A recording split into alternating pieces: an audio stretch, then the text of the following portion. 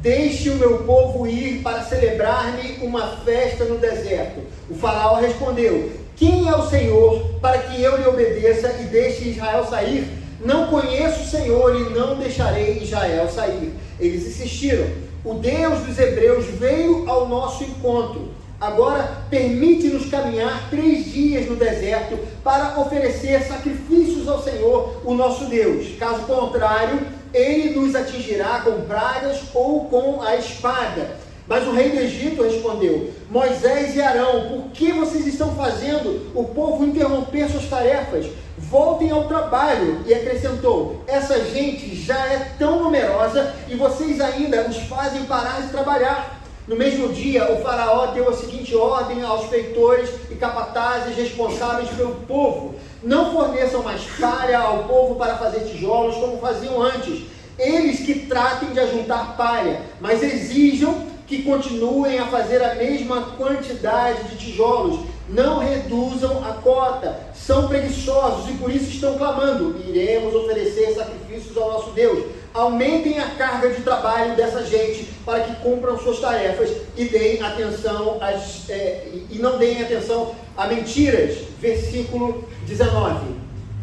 Os capatazes israelitas se viram em dificuldade quando lhe disseram que não poderiam reduzir a quantidade de tijolos exigida a cada dia. Ao saírem da presença do faraó, encontraram-se com Moisés e Arão, que estavam à espera deles, e lhes disseram: o Senhor os examine e os julgue. Vocês atraíram o ódio do faraó e dos seus conselheiros sobre nós, e lhes puseram nas mãos uma espada para que nos matem. Moisés voltou-se para o Senhor e perguntou: Senhor, por que maltrataste esse povo? Afinal, por que me enviaste? Desde que me dirigi a Faraó para falar em teu nome, ele tem maltratado este povo, e tu de modo algum libertaste o teu povo. Então o Senhor disse a Moisés: agora você verá o que farei ao faraó. Por minha mão poderosa ele os deixará ir. Por minha mão poderosa ele os expulsará de seu país.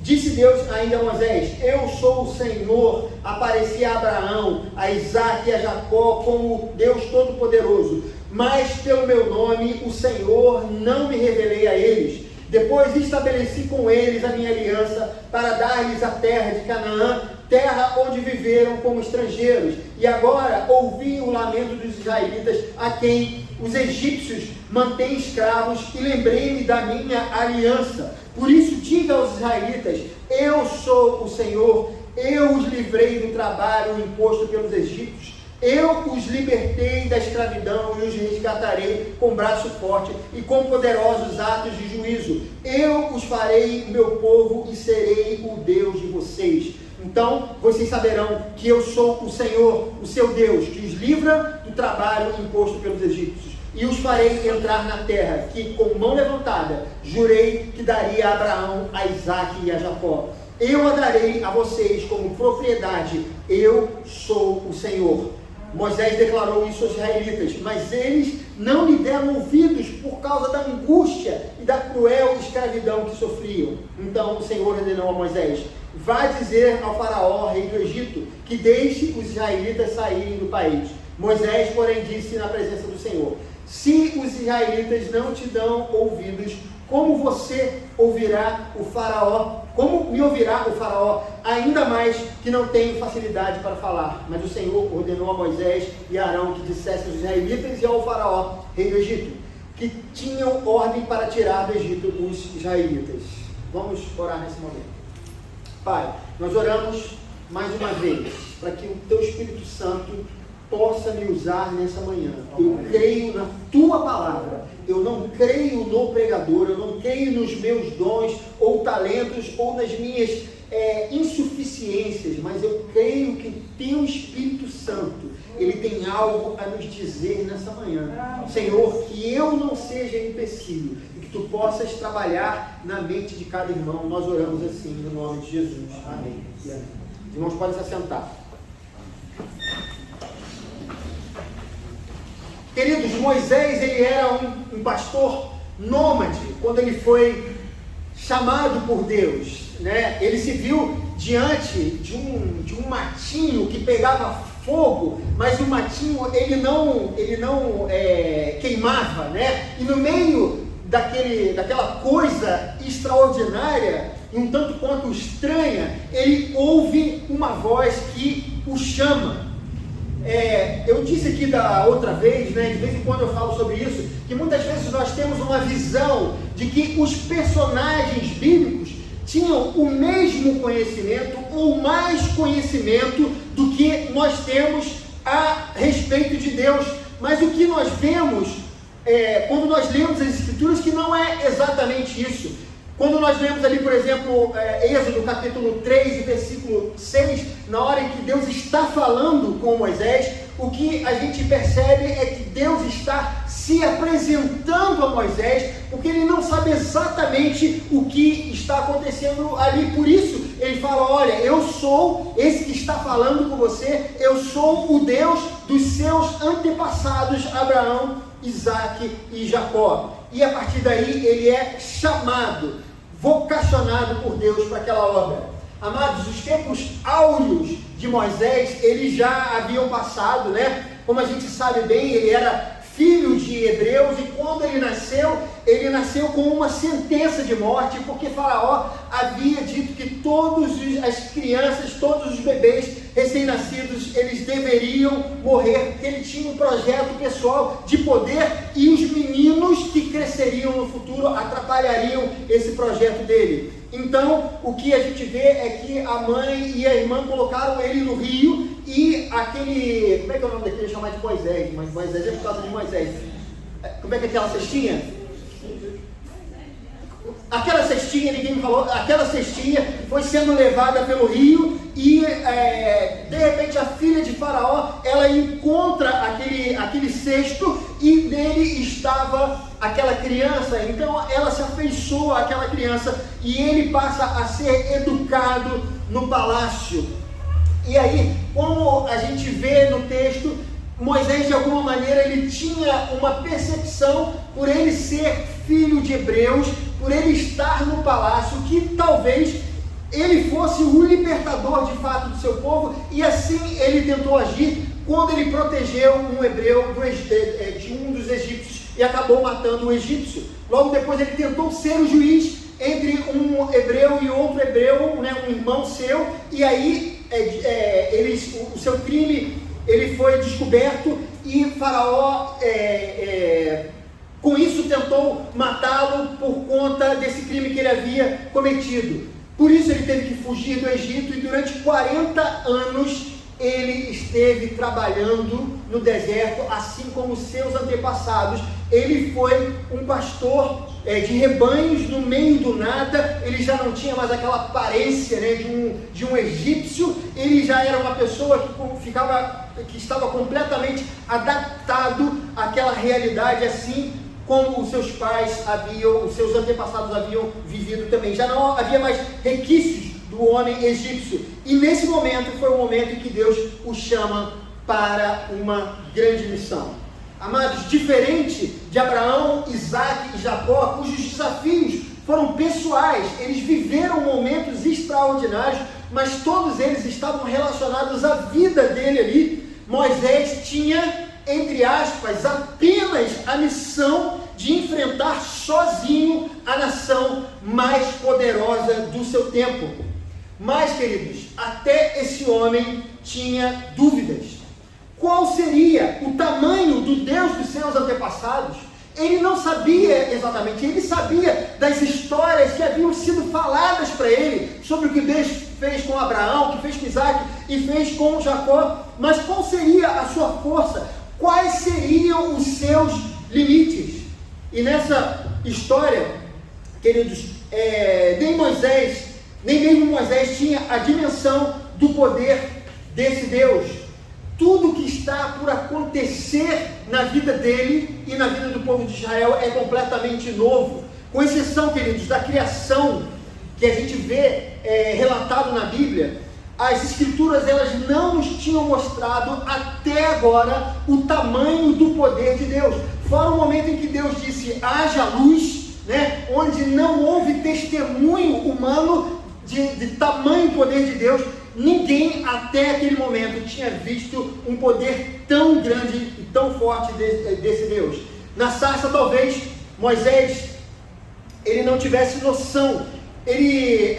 Possivelmente, ele não sabia, queridos, que a coisa seria tão fácil, que não seria tão fácil assim, né? Talvez ele não estivesse prevendo as coisas que estavam para acontecer. Talvez ele não tivesse noção da dificuldade que ele haveria de enfrentar. E a gente percebe isso no capítulo 5, 22, que nós lemos, e 23, quando ele fala assim, depois que Faraó diz não a ele, né? Ele chega lá com aquela banca, tal, não, Deus mandou o povo sair, o Deus dos hebreus apareceu e mandou o povo sair, e talvez, né, mostrando ali aquele bordão que se transformava numa serpente, né? Talvez Faraó ficasse assustado com aquilo e não pode ir, vai lá, mas não foi exatamente isso que aconteceu, porque a gente vê ele reagindo, fala assim, Senhor, desde que eu falei com o Faraó, ele maltratou ainda mais o seu povo? Por que maltrataste assim o seu povo, me chamando? Por que o Senhor me enviou para essa obra? Ele começa a ter dúvidas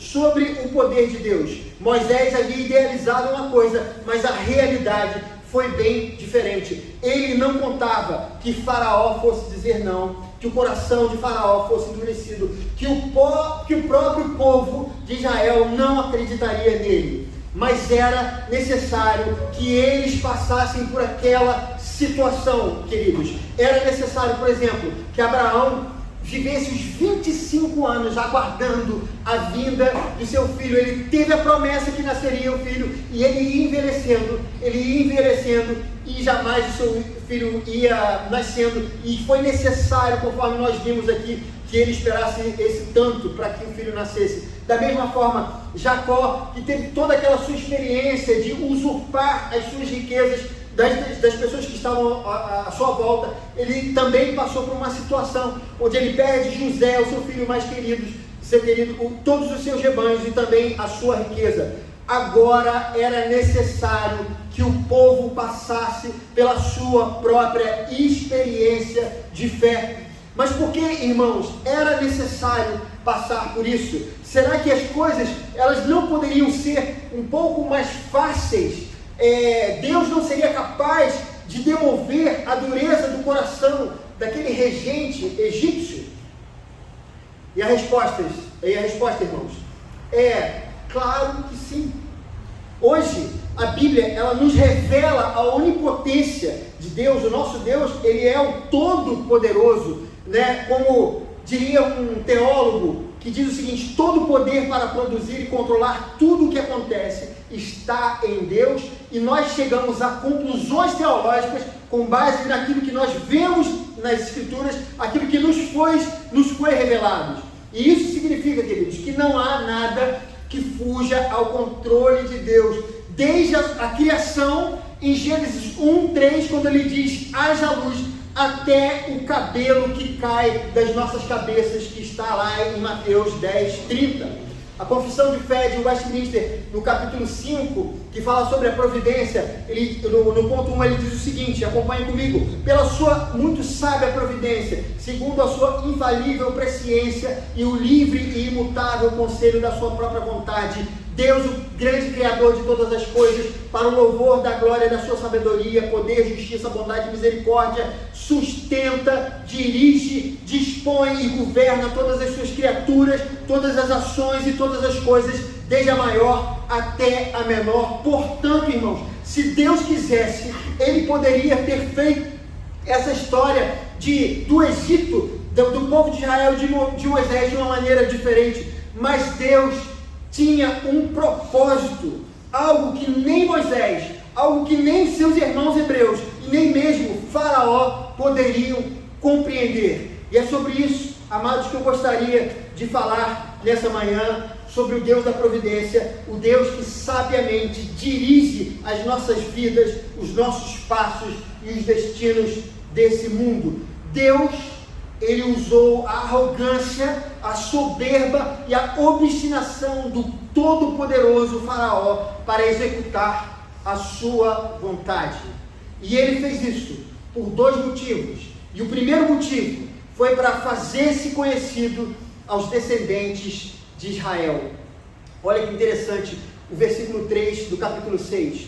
O texto diz o seguinte: apareci a Abraão, a Isaque e a Jacó como o Deus Todo-Poderoso, mas pelo meu nome, o Senhor, não me revelei a eles. Queridos, desde que o homem se afastou de Deus no Éden, é tão importante a gente ler e entender a Bíblia, e ir pregando, pontualmente a gente vai compreendendo determinadas coisas, e desde o momento em que Deus se afastou de Deus ali no Éden, o conhecimento de Deus tornou-se impossível pelos nossos próprios sentidos. Nós deixamos de ter a condição de saber quem Deus é, de percebê-lo, de entender a sua vontade, ou sequer de nos dirigirmos a Ele. Então, o que Deus faz antes que a Bíblia fosse registrada, era que Deus escolhia determinadas pessoas, e depois de escolhê-las, Deus transmitia a sua mensagem para ela e aquela pessoa irradiava aquele conhecimento para outras pessoas. Assim, queridos, foi com Melquisedeque, assim foi com Abraão, assim foi com Jó, assim foi com Sete e tantos outros que Deus se revelava diretamente a essas pessoas.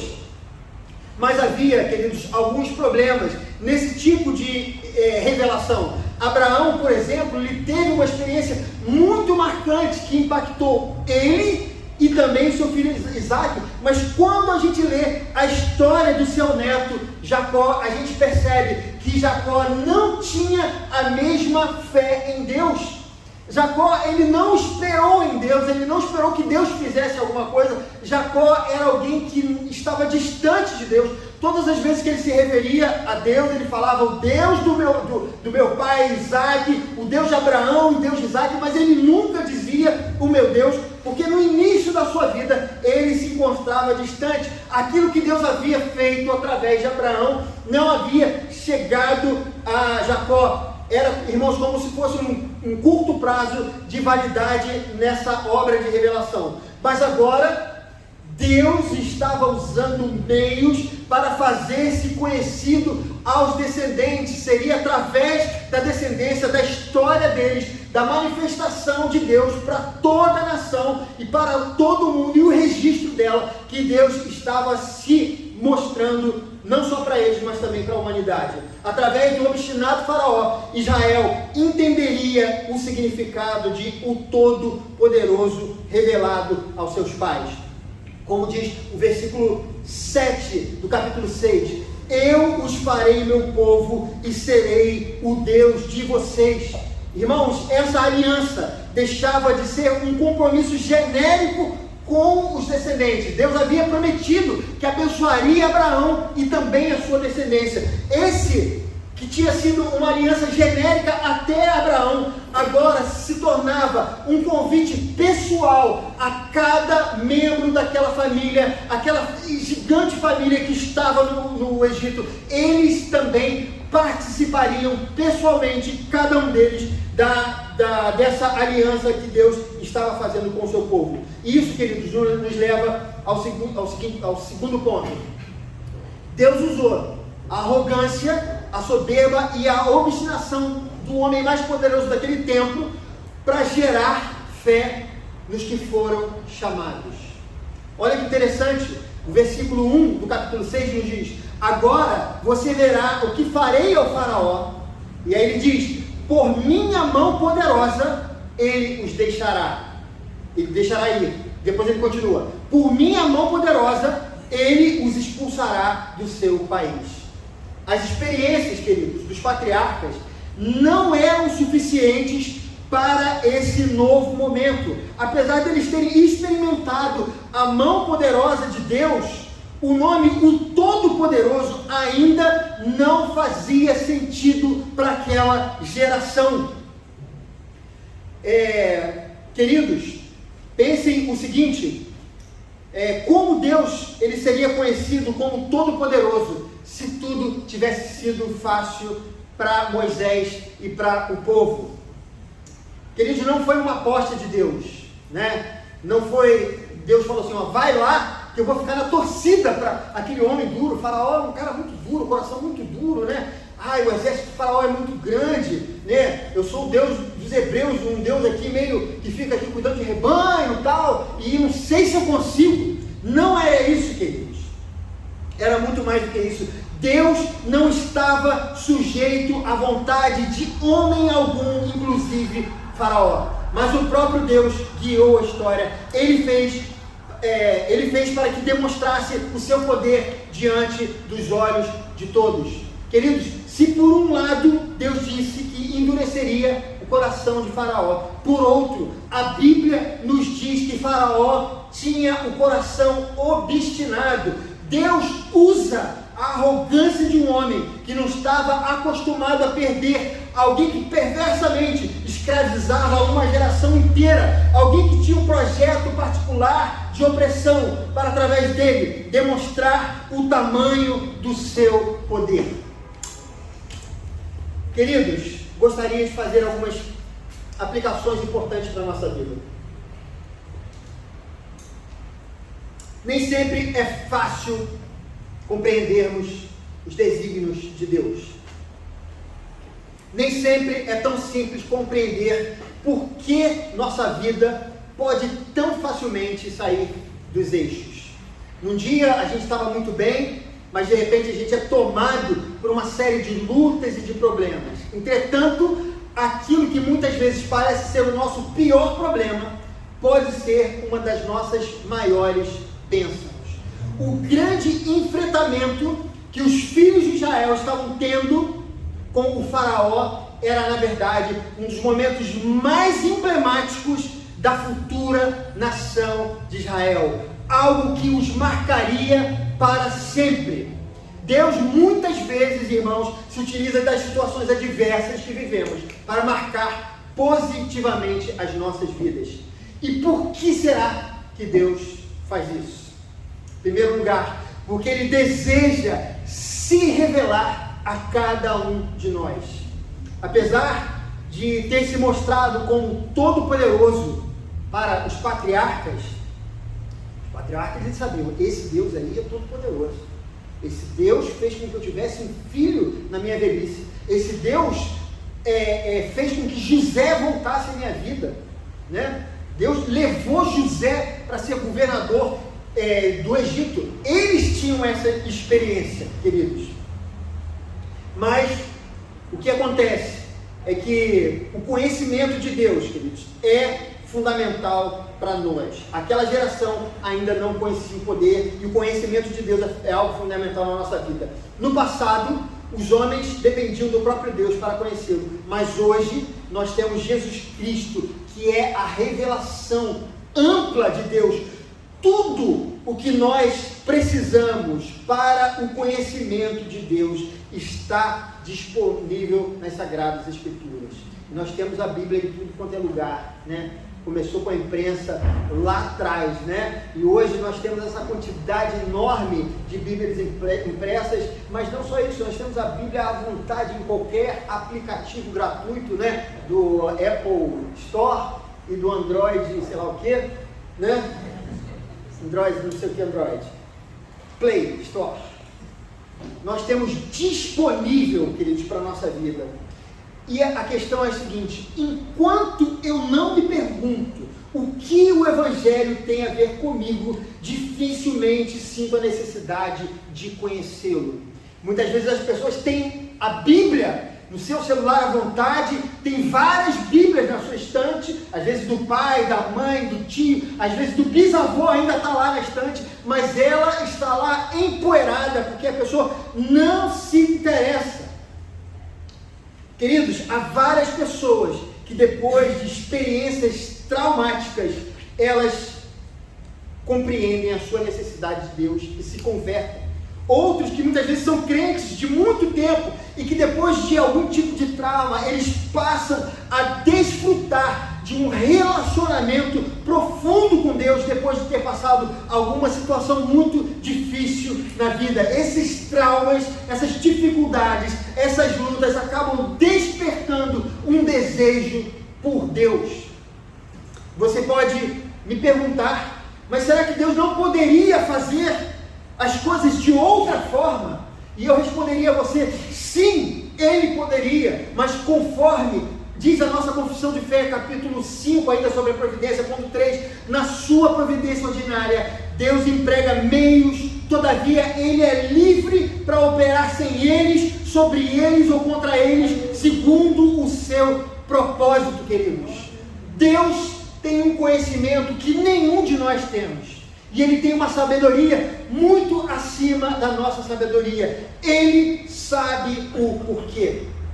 Isso nos leva, querido, ao segundo ponto. Por que Deus se utiliza das situações adversas para o nosso bem? Em segundo lugar, para fazer crescer a nossa fé. Queridos, a história de libertação do Egito ficou marcada na história de Israel. Vários salmos, eles proclamam, os feitos do Senhor. Os profetas evocam também esses feitos. Jesus citou Moisés e vários trechos relacionados a isso. né? O apóstolo Paulo também, ele se utiliza desse momento da história de Israel para ensinar a igreja. Se não fosse pelo coração endurecido de Faraó, pelo árduo deserto que tiveram que atravessar, pelo mar vermelho que se agigantava diante dos seus olhos, Israel não teria aprendido a confiar em Deus. Se por um lado Deus permite que nós passemos por dificuldades, por outro, Ele garante que estará ao nosso lado. Se por um lado nós nos sentimos com medo de alguns desafios, por outro, experimentamos na prática e não em tese a confiar em Deus. Porque é fácil falar sobre fé, o difícil é viver a fé. É muito fácil, queridos, dominarmos alguns conteúdos, algumas ideias teológicas a respeito da fé, mas viver a fé são apenas para aqueles que de fato estão dispostos a confiar no Senhor em todas as circunstâncias. A salvação em Cristo Jesus, ela não é por obras, queridos, não depende do nosso esforço, não é por méritos pessoais. Nós somos salvos pela fé, conforme diz Romanos 1,17, o justo viverá pela fé. Como, queridos, nós vamos ter a certeza da nossa salvação? Se a fé que temos não passa de um conceito vazio, somos convidados por Deus em Jesus Cristo a depositarmos a nossa esperança futura em suas promessas. Queridos, como nós iremos confiar e descansar que esse Deus vai cumprir o que diz sobre o futuro, sobre a nossa ressurreição, se não aprendemos a confiar nele enquanto estamos vivendo aqui, agora, com as nossas vidas, nessa situação na qual você se encontra? Não importa a dificuldade, não importa o tamanho do seu problema, precisamos entender que todas as coisas cooperam para o bem daqueles que amam a Deus, daqueles que são chamados segundo o seu propósito. Queridos, queria chamar aqui a Ana Luísa, Cristian também, nós vamos cantar uma música no final dessa pregação. Eu queria contar, queridos, uma questão. Uma vez eu tive um sonho, preste atenção nisso. Eu tive um sonho, queridos, e eu estava vivendo uma situação muito, muito difícil, né? Eu estava assim, sem saber aonde minha vida ia me levar, né? Por conta daquelas dificuldades. E eu tive um sonho, e nesse sonho eu estava no meio do mar. Eu trabalhei em navio, né? O pastor Celino conhece bem essa configuração, e várias vezes eu imaginei como deveria ser você estar no mar sem ninguém por perto, né? À noite, como deve ser uma coisa angustiante. Eu sonhei isso, eu estava no mar e havia uma tempestade e as ondas me jogavam assim, de um lado para o outro, e eu tentando lutar contra aquela situação, né? Com medo de morrer. Mas de repente eu ouvi uma voz que me dizia o seguinte: deixa bater. A voz dizia isso. Aí eu entendi que eu precisava relaxar e que eu não ia conseguir lutar contra aquelas ondas, porque elas eram muito mais fortes do que eu. Mas aquela voz que me dizia deixa bater, de alguma maneira me dizia que eu estava seguro, que não tinha problema, deixa a onda bater, é o que aquela voz me dizia. Queridos, às vezes a gente está em algumas situações que a gente não tem o que fazer. O que nós podemos fazer é tão somente confiar. Deus, a gente não consegue entender os seus desígnios, às vezes Ele permite que coisas aconteçam na sua vida, mas todas as coisas contribuem para o bem daqueles que amam a Deus. Deus está querendo aperfeiçoar a sua fé. Deus está querendo aperfeiçoar a sua fé. Deus está querendo que você conheça ainda mais profundamente. Confie nesse Deus, Ele é o Todo-Poderoso. Sua vida está debaixo do controle dEle. Eu queria que nesse momento você se levantasse. Nós vamos cantar uma música. Cante com o coração. Grande é o Senhor.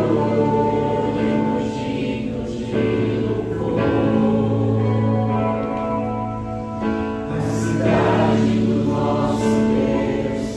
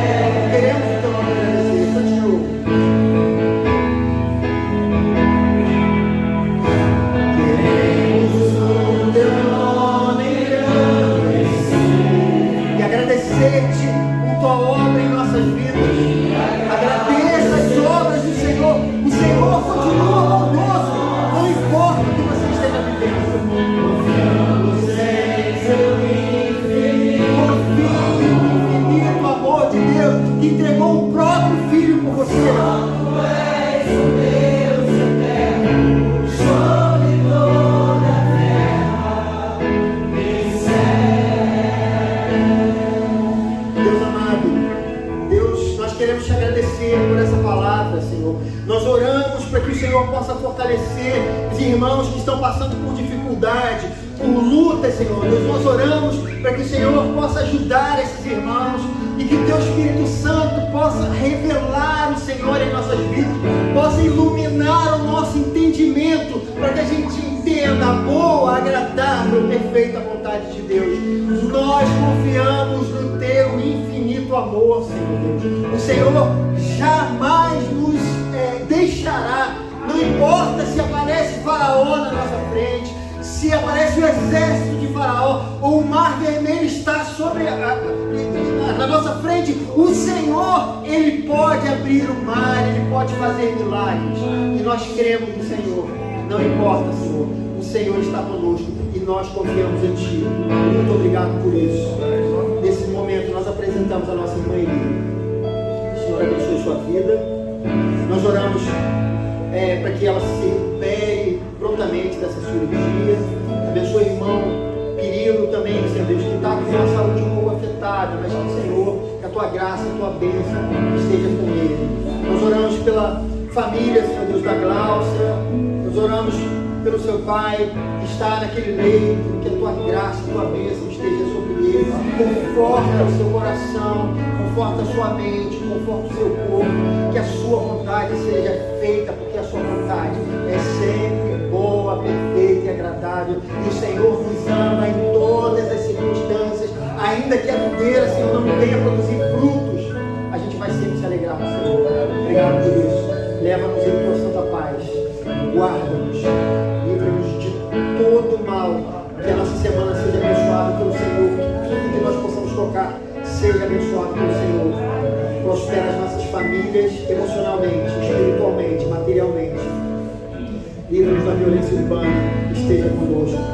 Nós te agradecemos em nome de Jesus. Amém e amém. Levante suas mãos com as palmas voltadas para cima. E agora, irmãos, que a graça do nosso Senhor e Salvador Jesus Cristo, o amor de Deus, o nosso Pai, o ensino, a comunhão e as consolações do Espírito Santo estejam sobre todos os que aguardam a vinda do nosso Senhor Jesus Cristo. Amém.